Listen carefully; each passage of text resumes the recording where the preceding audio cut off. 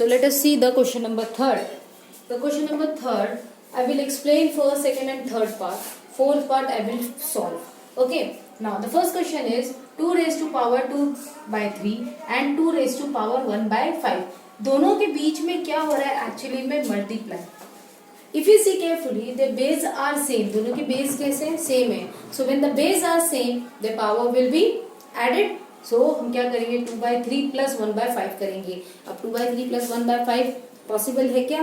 नहीं पॉसिबल है क्योंकि इनके डिनोमिनेटर सेम नहीं है. तो डिनोमिनेटर को इक्वल करेंगे. डिनोमिनेटर इक्वल करने के लिए एग्जैक्टली LCM लेंगे. Okay, so this is how the question will be done. Next question second, 1/3 raised to power 3 bracket root and the power 7. अब ये 7 अगर पावर इस पूरे ब्रैकेट की है मतलब ये 7 पावर 1 की भी है तो 1 की पावर 7 दैट इज 1 ओनली. 3 की पावर 3 है फिर इसकी भी पावर 7 हो जाएगी. सो पावर की पावर मल्टीप्लाई. तो ये क्या हो जाएगा 3 7 जा 21. So it will become 1/3 raised to power 21. आपको सिर्फ सिंप्लीफाई करना है, इसके आंसर निकालने की इतनी जरूरत नहीं है. अब यहाँ पे देखो 11 raised to half divide by 11 raised to 1 by 4.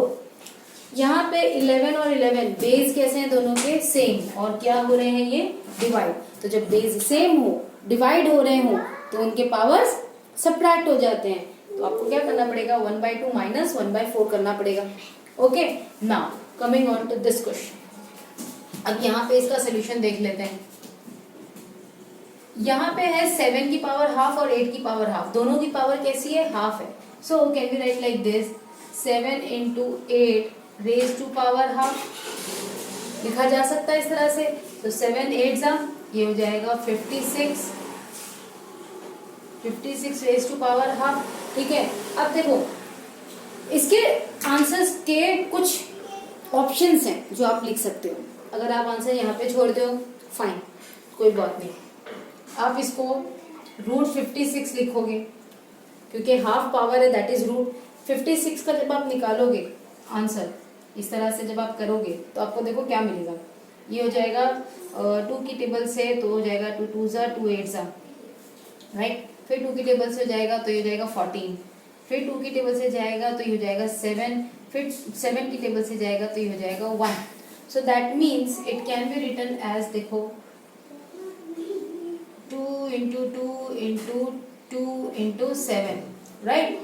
अब आपको याद होगा हम जब स्क्वायर रूट वाले क्वेश्चंस कर रहे थे चैप्टर 6 लास्ट ईयर के, उसमें हम क्या करते थे कि एक जैसे डिजिट के अगर पेयर बन जाते हैं, जैसे कि यहाँ पे 2 का पेयर बन गया, 2 और 2 का एक पेयर बन गया, तो इसमें से ये पेयर में से ना जब ये पेयर बाहर निकाला जा सकता है और ये सिंगल 2 बन जाएगा. अब बस अंदर ये 2 जन रह गए क्योंकि इनके साथ में कोई पेयर नहीं है. तो 2 7 जा 40. तो आपका आंसर ये भी है, आपका आंसर ये भी है और आपका आंसर ये भी है.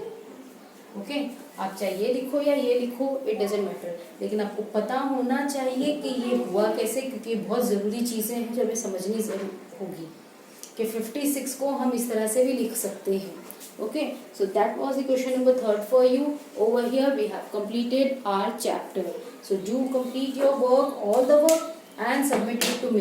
Okay, I will give you the date for submission also, and if you have any doubts then please do ask. Jazakallah khairan.